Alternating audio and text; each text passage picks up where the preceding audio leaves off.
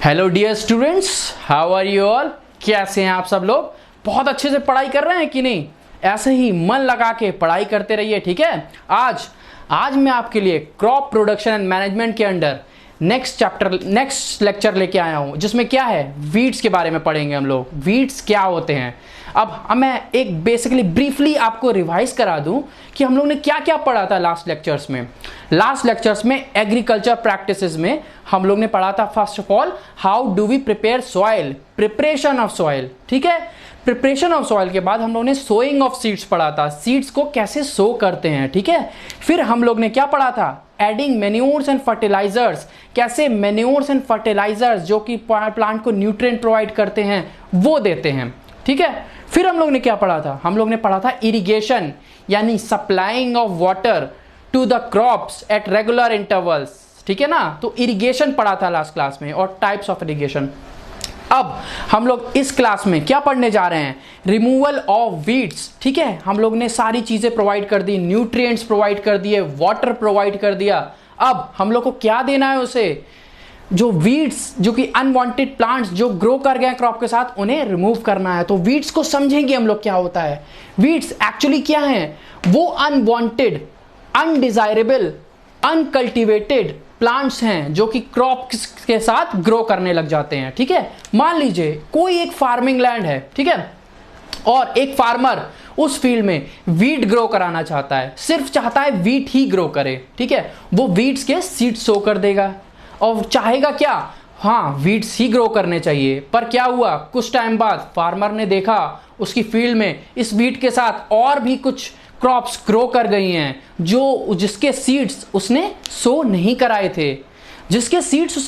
कराए थे, और ये क्रॉप कैसे ग्रो कर गई है। फार्मर ने सोचा क्या है ये, तो यही अनडिजायरेबल प्लांट्स जो हम लोग नहीं, कहीं ना कहीं से कोई एनिमल आ जाता है या फिर पॉलिनेटिंग एजेंट्स होते हैं, कोई ना कोई, जैसे बीज, इंसेक्ट्स या फिर कोई एनिमल, वो किसी उनके थ्रू कहीं ना कहीं ये सीड्स पहुंच जाते हैं इन लैंड्स में और ग्रो करने लग जाते हैं, ठीक है। तो हम लोग वीड्स को हम लोग ने अपनी मर्जी से ग्रो नहीं कराया है, हम लोग ने इन वीड्स को अपनी मर्जी से ग्रो नहीं कराया है, ये अनवांटेड है, इसलिए क्या है, अनवांटेड है। हम लोग ने मर्जी से नहीं कराया, हम लोग अनडिजायरेबल है और अनकल्टिवेटेड है, हम लोग इसके कल्टीवेशन नहीं करते हैं, ठीक है ना। हम लोग चाहते नहीं थे कि ग्रो करे, इनको हम लोग वाटर प्रोवाइड करें, इनको मिनरल्स प्रोवाइड करें, पर ये अनवांटेड थे तो ये अनकल्टिवेटेड भी हैं, ठीक है ना, और ऐसे प्लांट्स ग्रो कर जाते हैं। तो ऐसे कौन कौन से प्लांट्स होते हैं, एक जनरली आपकी बुक में मेंशन्ड है, ये एग्जांपल्स आप याद रखिएगा, ठीक है। उसमें अमरैंथस, ठीक है, अमरैंथस को चौलाई भी कहते हैं हिंदी में, ठीक है।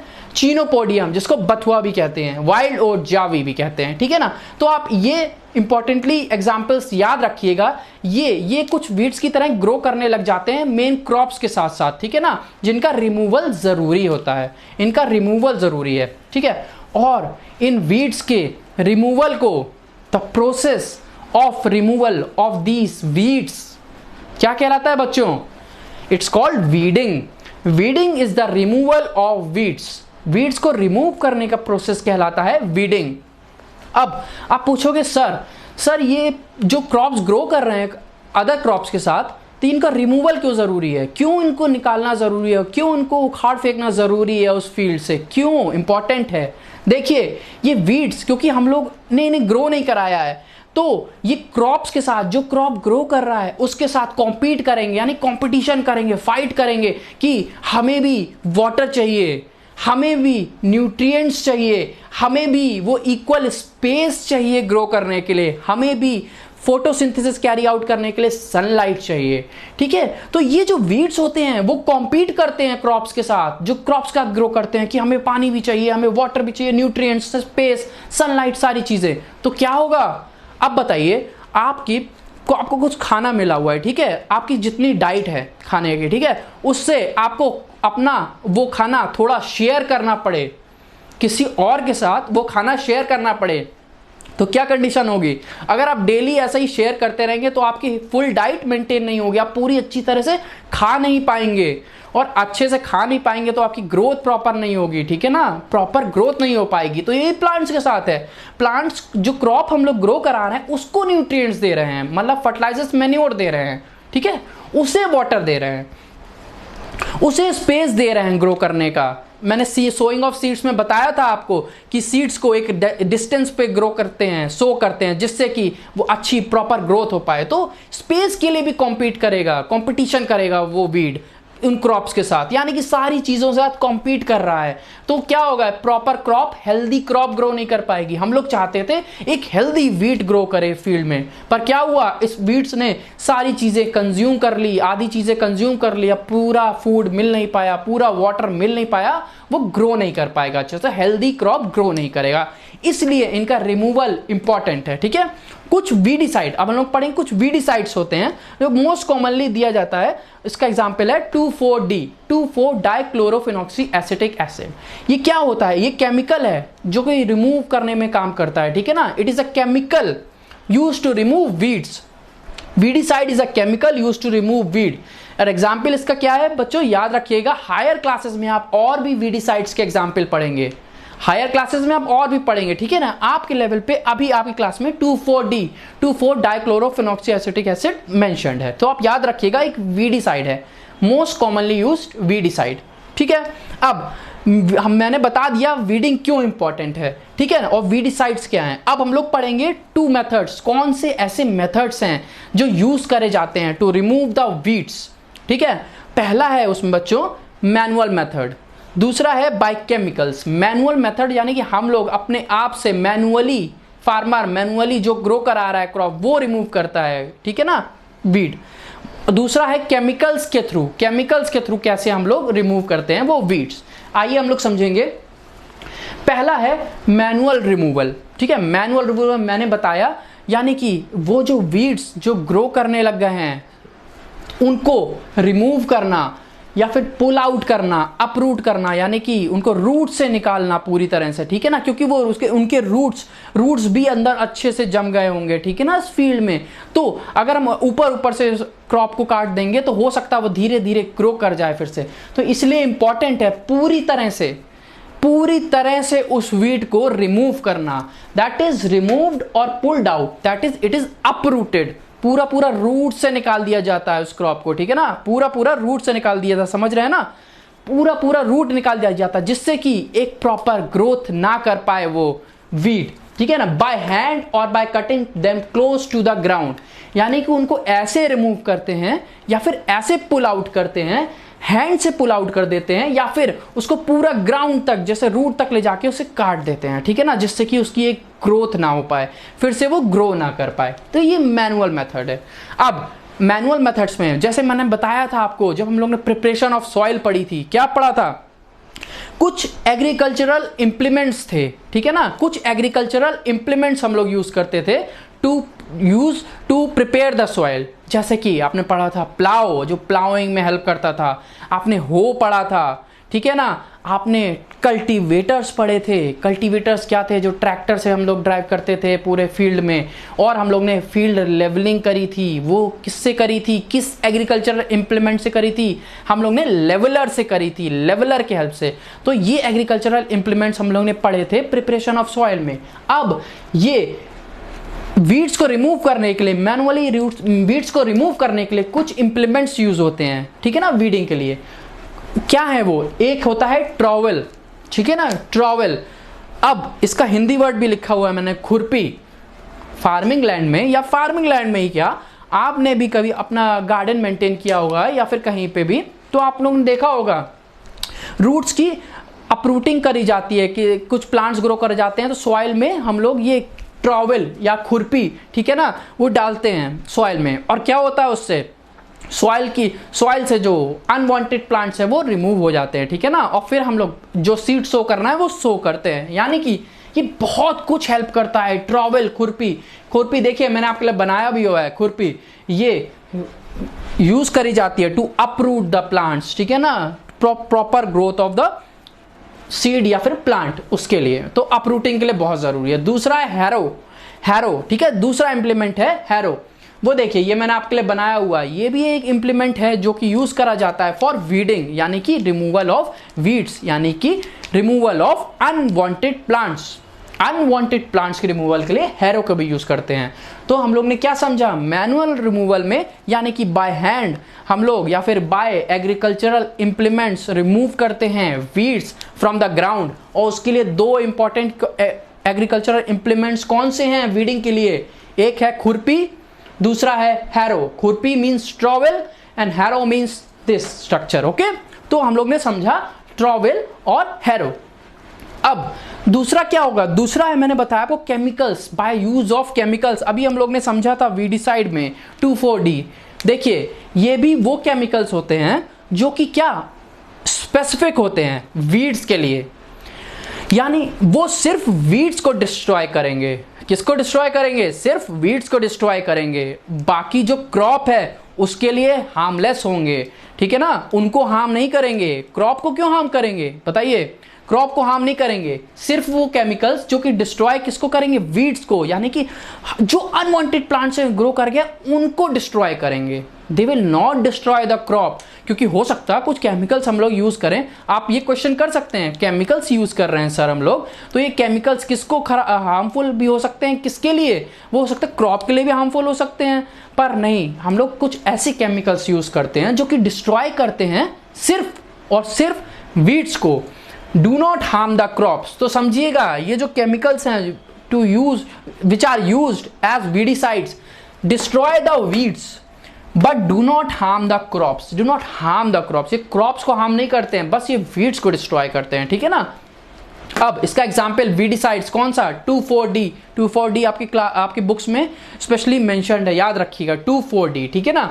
और ये केमिकल्स एक फार्मर स्प्रे करता है इन द फील्ड, ठीक है ना, और ये बहुत बहुत हार्मफुल होते हैं, ठीक है ना, मतलब हेल्थ के लिए, ह्यूमन हेल्थ के लिए, इसलिए इनका ज़्यादा यूज़ भी अच्छा नहीं होता है, ठीक है, इनका ज़्यादा यूज़ ज़रूरी नहीं होता है, इनका इतना लिमिटेड अमाउंट में। अब तो बहुत जगह ये केमिकल्स भी बैन हो गए हैं, ठीक है ना, ज़्यादा यूज़ नहीं होते हैं, तो अभी वो हम लोग लेटर ऑन क्लासेस में पढ़ेंगे। पर अभी समझिए ये स्प्रे करे जाते हैं बाय द स्प्रेयर, स्प्रे करा जाता है इनको पूरे फील्ड में फार्मर के द्वारा, ठीक है ना। फार्मर इनको क्या करता है, स्प्रे करता है, और अपनी बॉडी को पूरा कवर करके, क्योंकि ये हार्मफुल हैं, इंजूरियस हैं, ठीक है ना। Weedicides are poisonous, these are poisonous, ठीक है ना, वो सिर्फ वीड्स को रिमूव करने का काम कर रहे हैं, कुछ इंसेक्ट्स को मारने का काम कर रहे हैं, तो क्या वो हम लोग के लिए पॉइजनस हैं, therefore they are spread very carefully, ठीक है। कैसे, बहुत केयरफुली स्प्रे करा जाता है इन केमिकल्स को। तो हम लोग ने क्या समझा, दो मेथड समझे वीडिंग के अंदर, 2 मेथड्स टू रिमूव वीड्स, उसमें मैनुअल रिमूवल जिनको ट्रॉवेल और खुरपी के थ्रू या फिर हैरो के थ्रू, और दूसरा बाय केमिकल्स यानी कि destroying the weeds but not harming the crops by these chemicals, ठीक है। तो अब हम लोग समझेंगे, हम लोग ने रिमूविंग द वीड्स समझ लिया, अब हम लोग नेक्स्ट एग्रीकल्चर प्रैक्टिस समझेंगे। अब हम लोग ने इरिगेशन में वाटर प्रोवाइड कर दिया, मैन्योर एंड फर्टिलाइजर्स प्रोवाइड कर दिए, न्यूट्रिएंट्स दे दिया, ठीक है, हम लोग ने वीड्स भी रिमूव कर दिए, ठीक है। अब क्या होता है, नेक्स्ट एग्रीकल्चर प्रैक्टिस क्या होती है, इट्स कॉल्ड हार्वेस्टिंग। बच्चों हार्वेस्टिंग, हार्वेस्टिंग क्या होता है, देखिए इट इज अ प्रोसेस, जब एक क्रॉप मैच्योर हो जाता है, ठीक है ना, जब उन्होंने सीड सो किया था स्टार्टिंग में, अब वो प्लांट मैच्योर हो गया है, अब वो क्रॉप मैच्योर हो गया है। मान लीजिए हम लोग ने कोई भी राइस को सो किया था, ठीक है ना, अब ये राइस का प्लांट मैच्योर हो गया है, जब ये राइस का क्रॉप ग्रो हो गया है, अब इसकी जो कटिंग होगी, इसकी कटिंग, इस प्रोसेस को क्या कहते हैं, cutting off mature plants, it's called harvesting. क्या होता है बच्चों, अब हार्वेस्टिंग जरूरी है। See it is the process of cutting and gathering of crops, okay, क्या समझा, it is the process of cutting and gathering of crops. जब मैच्योर हो गई एक क्रॉप, जब मैच्योर हो गई एक क्रॉप, तो उसकी process of cutting and gathering यानी कि कट करने के बाद उसे इकट्ठा करना, यानी कि इट इज कॉल्ड हार्वेस्टिंग। बहुत बड़ी कोई मान लीजिए एग्रीकल्चरल फील्ड है, व्हीट की है, राइस की है, किसी की भी है, अब मैच्योर हुआ प्लांट, उसकी कटिंग करी, कटिंग के बाद गैदरिंग भी जरूरी है कि नहीं, इस पूरे प्रोसेस को cutting off mature plants is known as harvesting. अब हार्वेस्टिंग अगर देखिए बच्चों, आपने देखा होगा कुछ फेस्टिवल्स हैं, मनाए जाते हैं हम लोग की कंट्री में हार्वेस्टिंग सीजन को सेलिब्रेट करने के लिए, ठीक है ना। हार्वेस्टिंग सीजन इसलिए देखिए कितना इंपॉर्टेंट है। हार्वेस्टिंग सीजन को सेलिब्रेट किया जाता है। क्यों सेलिब्रेट किया जाता है? यानी कि फार्मर ने जो सीड सो किया था, अब वो क्रॉप मैच्योर हो गई है, ठीक है ना। अब उसको फूड मिलेगा, अब उसे उन क्रॉप से ऑयल मिलेगा, अब उस फार्मर को उस फील्ड से फाइबर्स मिलेंगे, यानी कि एक क्रॉप मैच्योर हो गई है बहुत अच्छे तरह से। अब इस हार्वेस्टिंग सीजन को इसलिए सेलिब्रेट किया जाता है। हार्वेस्टिंग सीजन को मान ली साउथ इंडिया में पोंगल एक फेस्टिवल है, ठीक है ना, बैसाखी, ये सारे फेस्टिवल क्या हैं, इसी को सेलिब्रेट करते हैं, हार्वेस्टिंग सीजन को सेलिब्रेट करते हैं कि नाउ अब हम लोग ने जो क्रॉप ग्रो कराया अब ये मैच्योर हो गया, ठीक है ना। अब हम लोग का वो जो प्रोड्यूस होगा, प्रोडक्शन होगा उस क्रॉप का, अब वो फार्मर यूटिलाइज करेगा उस क्रॉप को, अब यूटिलाइज करेगा as a food, as a fibre, as a oil, ठीक है ना, इन सब फॉर्म में यूज करेगा फार्मर। तो क्या हुआ, हार्वेस्टिंग सीजन को इसलिए सेलिब्रेट किया जाता है, ठीक है ना, ऑल ओवर इंडिया, हम लोग की कंट्री में, क्योंकि हम लोग का एक एग्रीकल्चरल कंट्री कहलाती है हम लोग की इंडिया, ठीक है ना। तो हम लोग हार्वेस्टिंग को बहुत इंपॉर्टेंट होता है, उस सीजन को बहुत बहुत बहुत ज्यादा सेलिब्रेट करते हैं। अब जैसे कि राबी क्रॉप, मान लीजिए वीट है, ठीक है ना, मैंने वीट बताया था, राबी क्रॉप है। राबी क्रॉप्स कब ग्रो कराए जाते हैं, कब सो करते हैं, बताइए, याद करिए। राबी क्रॉप्स को कब ग्रो कराया जाता है? राबी क्रॉप्स को विंटर सीजन में ग्रो कराया जाता था, ठीक है ना, विंटर सीजन में ग्रो कराया जाता था। और वो क्रॉप जो राबी क्रॉप्स हैं वो हार्वेस्टिंग के लिए तैयार कब तक हो जाते हैं? 3 to 4 मंथ्स बाद, यानी कि मार्च या अप्रैल तक, ठीक है ना। जो विंटर में ग्रो कराए हैं, जो विंटर में हम लोग ने अक्टूबर के नियर अबाउट, अक्टूबर नवंबर में जो क्रॉप ग्रो कराए हैं, यानी कि राबी क्रॉप्स, अब वो हार्वेस्टिंग के लिए रेडी हैं, वो हार्वेस्टिंग के लिए रेडी हैं, अब कटिंग के लिए रेडी हैं, मैच्योर हो गए हैं। तो राबी क्रॉप जैसे कि वीट, ये इसकी हार्वेस्टिंग कब करी जाती है? मार्च या अप्रैल के आसपास करी जाती है, मार्च या अप्रैल में, जो कि सीड्स कब सो कर दिए होंगे इसके, कब? विंटर्स में, यानी कि अक्टूबर नवंबर के पास। अब वो हार्वेस्टिंग के लिए रेडी है मार्च और अप्रैल के मंथ में, ठीक है ना। तो राबी क्रॉप्स इसका एग्जाम्पल, जैसे ऐसे ही हम लोग पढ़ेंगे लेटर ऑन अदर क्रॉप्स के बारे में, ठीक है। अब देखिए कुछ मशीन्स यूज होती हैं इसके हार्वेस्टिंग के लिए। अब सीधी सी बात है, जो मशीन यूज होती होगी वो क्या होती होगी?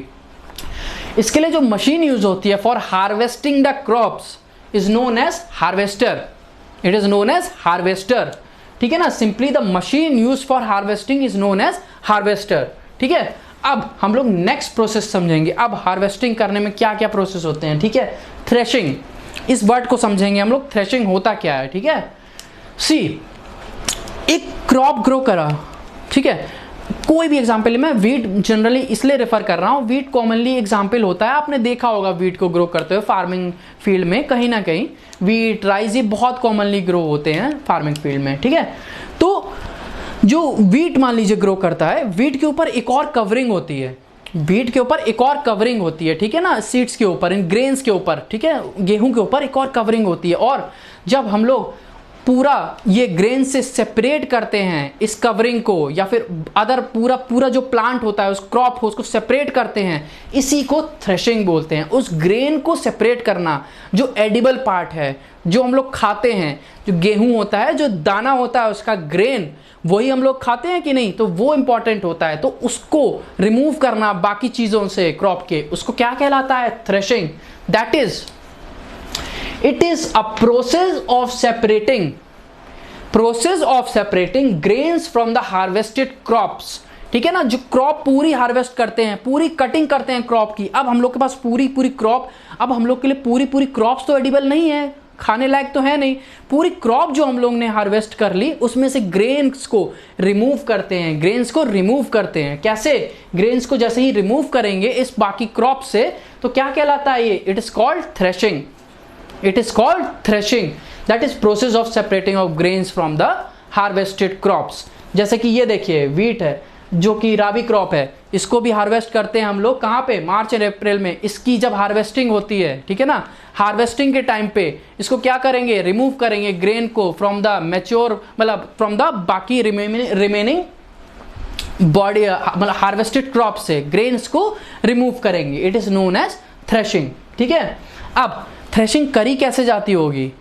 थ्रेशिंग मैनुअली भी होती है, ठीक है ना, और क्या होती है? बाय मशीन्स भी होती है। अब मैनुअली कैसे होगी? अब कोई क्रॉप हार्वेस्ट किया, ठीक है, अब उस क्रॉप को हार्वेस्ट करने के बाद हम लोग उसे मैनुअली, यानी फार्मर उसे मैनुअली जब हार्वेस्ट कर लेगा, उस क्रॉप्स को क्या हार्ड सरफेस पे, किसी हार्ड सरफेस पे स्ट्राइक करेगा, ठीक है। किसी हार्ड सरफेस पे स्ट्राइक करने से हेल्प क्या मिलेगी, किसी हार्ड सरफेस पे स्ट्राइक करा तो क्या होगा, वो सारा जो कि उसकी कवरिंग है वो रिमूव होगी, यानी कि ग्रेन्स धीरे धीरे सेपरेट होने लगते हैं, ठीक है ना। ग्रेन्स को सेपरेशन के लिए ज़रूरी है, ठीक है, ग्रेन्स के सेपरेशन के लिए ज़रूरी है, इसलिए manually we strike crop against this hard surface, hard surface के अगेंस्ट हम लोग इसे स्ट्राइक करते हैं, ठीक है।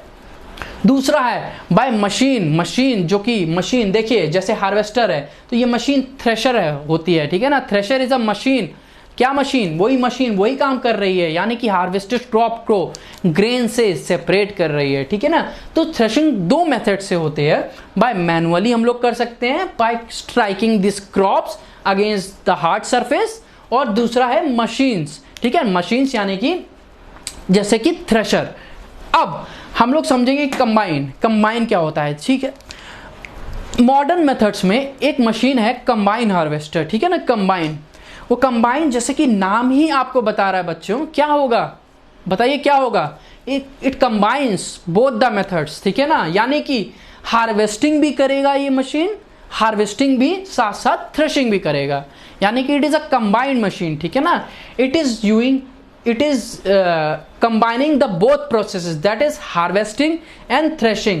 हार्वेस्टिंग यानी कि मैच्योर प्लांट्स को कट करना, ठीक है, यानी कि process of cutting and gathering of crops, harvesting, और उसकी थ्रेशिंग भी करना, यानी कि प्रोसेस ऑफ सेपरेटिंग ग्रेन्स। अब जब हम लोग ने क्रॉप को हार्वेस्ट कर लिया है, अब ग्रेन्स को उस हार्वेस्टेड क्रॉप से रिमूव करना है, सेपरेट करना है, ठीक है ना। तो वही कंबाइन करता है, ये कंबाइन मशीन यही काम करती है, क्या करती है, use for both harvesting and threshing, ठीक है ना।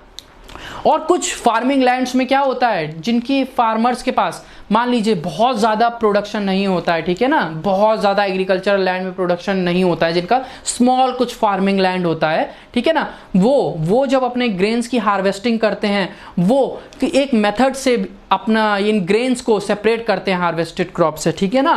That method is known as, देखिए इस मेथड को कहते हैं विनोइंग, ठीक है ना, विनोइंग ये मेथड भी होता है। इस मेथड में क्या होता है, by the help of wind in grains को, छोटी छोटी मशीन्स होती हैं, या फिर मैनुअली भी हम लोग इसको सेपरेट करते हैं, ग्रेन्स को हार्वेस्टेड क्रॉप से सेपरेट करते हैं through the winds, with the help of winds. अब ठीक है, तो विनोइंग के मेथड से हम लोग सेपरेट करते हैं। तो ये सारे मेथड्स हो गए थ्रेशिंग के, ठीक है। थ्रेशिंग मैनुअली भी करी जाती है, थ्रू मशीन्स भी करी जाती है, और ये कंबाइन हार्वेस्टर हो गया जो कि हार्वेस्ट करता है और साथ साथ थ्रेशिंग भी करता है। और विनोइंग में with the help of wind, ठीक है ना, हम लोग ग्रेन्स को हार्वेस्टेड क्रॉप से सेपरेट करते हैं, ठीक है। तो आज हम लोग ने अपनी इस क्लास में क्रॉप प्रोडक्शन मैनेजमेंट के अंदर वीड्स के बारे में पढ़ा, वीडिंग्स के बारे में पढ़ा, ठीक है ना। वीडिंग यानी रिमूवल ऑफ वीड, हम लोग ने वीडिसाइड्स के बारे में पढ़ा, यानी कि वो केमिकल्स जो कि यूज करे जाते हैं टू रिमूव द वीड्स, ठीक है। फिर हम लोग ने मेथड्स पढ़े, manual method, chemical manual, by the help of trowel या खुरपी या हैरो, इन दो मेथड्स के हेल्प से हम लोग ने मैनुअली वीड्स को रिमूव किया। या हम लोग ने केमिकल्स यूज किए, केमिकल्स जैसे कि वीडिसाइड्स 2,4-D, ठीक है ना, ये स्प्रे करे जाते हैं फील्ड में जिससे कि वीड्स रिमूव होते हैं, ठीक है ना। और हार्वेस्टिंग फिर हम लोग ने पढ़ा, नेक्स्ट एग्रीकल्चर प्रैक्टिस, जिसमें which is the process of cutting and gathering of crops, ठीक है ना, मैच्योर क्रॉप की कटिंग कहलाती है हार्वेस्टिंग। फिर हम लोग ने हार्वेस्टिंग के बाद पढ़ा कैसे इंपॉर्टेंट होता है थ्रेशिंग, ठीक है ना, थ्रेशिंग कैसे इंपॉर्टेंट होती है। थ्रेशिंग यानी कि अब जो हार्वेस्टेड क्रॉप मिल गया उससे हम लोग ने उस ग्रेन को सेपरेट करना है, उस ग्रेन को उस हार्वेस्टेड क्रॉप से सेपरेट करना है, इट इज कॉल्ड थ्रेशिंग। और थ्रेशिंग कैसे करी, या तो मैनुअली करी bye striking against the hard surface, या फिर मशीन के थ्रू करी जैसे थ्रेशर, ठीक है। फिर हम लोग ने समझा कंबाइन हार्वेस्टर, कंबाइन ये machine which is used for both harvesting and threshing, जो कि हार्वेस्टिंग और थ्रेशिंग दोनों के लिए यूज होती है, हार्वेस्ट भी करती है और थ्रेशिंग भी करती है, ठीक है ना। फिर हम लोग ने विनोइंग समझा, विनोइंग क्या था, through the help of winds कैसे ग्रेन को सेपरेट करते थे फ्रॉम द हार्वेस्टेड क्रॉप्स। ठीक है बच्चों, तो मैं थोड़ी देर के लिए आपको लिए ब्लैंक बोर्ड छोड़ देता हूं, आप स्क्रीनशॉट ले लीजिए, आप देख लीजिए मैं आज हमने क्लास में क्या क्या पढ़ा। ठीक है, फिर हम लोग नेक्स्ट क्लास में अब हम लोग हार्वेस्टिंग के बाद पढ़ेंगे कैसे अब हार्वेस्टिंग के बाद स्टोरेज जरूरी है इन सारे सीरियल्स का, ग्रेन्स का, वेजिटेबल्स का, फ्रूट्स का, जो भी क्रॉप प्रोड्यूस हुआ है, हार्वेस्ट किया है, थ्रेशिंग करी है, अब हम लोग इनका स्टोरेज करना जरूरी है। इन ग्रेन्स का स्टोरेज, लॉन्ग टर्म स्टोरेज जरूरी है, हम लोग लंबे समय के लिए इन्हें यूज कर पाएं। अगर हम लोग लंबे समय के लिए यूज नहीं कर पाएंगे तो हार्वेस्टिंग तक जो हम लोग ने किया सब मेहनत बेकार हो जाएगी हम लोग की, है ना। तो स्टोरेज जरूरी है। अब हार्वेस्टिंग के बाद नेक्स्ट लेक्चर में हम लोग पढ़ेंगे स्टोरेज, ठीक है ना। फिर हम लोग एनिमल फार्मिंग भी पढ़ेंगे, ठीक है ना। Thank you. तब तक आप लोग पढ़ते रहिए अच्छे से।